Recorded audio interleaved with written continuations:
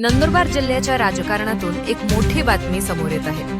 भाजपचा बालेकिल्ला समजल्या जाणाऱ्या तळोदा नगर परिषदेत राष्ट्रवादी काँग्रेसच्या अजित पवार गटाने दणदणीत विजय मिळवत भाजपला मोठा धक्का दिला आहे।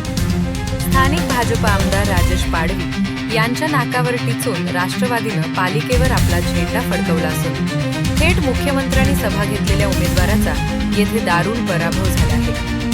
तळोदा नगर परिषदेच्या निवडणुकीत महायुतीमधीलच पक्षांमध्ये काट्याची लढत पाहायला मिळाली। मात्र मतदारांनी राष्ट्रवादी अजित पवार गट विश्वास दर्शवला आहे। नगराध्यक्षपदाच्या निवडणुकीत राष्ट्रवादीच्या उमेदवार भाग्यश्री योगेश चौधरी यांनी 7व्या फेरीअखेर 3428 मतांच्या मोठ्या फरकाने विजय मिळवला। ही निवडणूक प्रतिष्ठेची करण्यासाठी सर्वच पक्षांनी आपल्या दिग्गज नेत्यांना मैदानात उतरवले होते। शिवसेना शिंदे गटाच्या उमेदवारासाठी स्वतः उपमुख्यमंत्री एकनाथ शिंदे यांनी तळोद्यात जाहीर सभा घेतली। भाजपच्या प्रचारासाठी मंत्री गिरीश महाजन आणि पालकमंत्री माणिकराव कोकाटे यांनी सभांचा धडाका लावला होता। मात्र एवढी मोठी रसद असूनही भाजप आणि शिवसेनेला मतदारांनी नाकारले आहे। एकूण 21 जागांच्या या रणसंग्रामात राष्ट्रवादीने 11 जागांसह स्पष्ट बहुमत मिळवले आहे।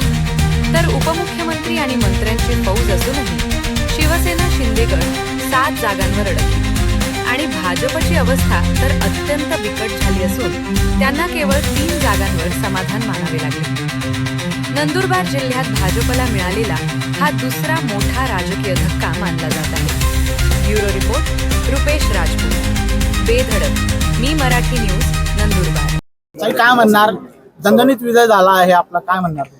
आमचा आज दणदणीत विजय झाला असल्यामुळे आम्ही आमच्यासाठी जनताच ही विजयी करणार होती आणि आम्ही जनताच्याच भरोसे उभे राहिले। जनता ही सांगत होती की भाऊ तुम्ही मागे रिवर्स नका हो, वहिनी मागे रिवर्स नका हो।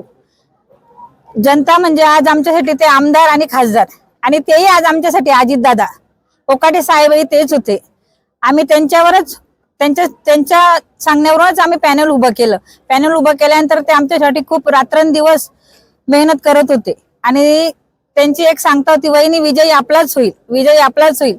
पण आम्ही मनातच ठेवलं होतं विजयी आपलाच आहे आणि जनतेनेही ठेवलं होतं की विजयी तुमचाच होईल। तगडा आव्हान होता आपल्या समोर, तगडा आव्हान होता,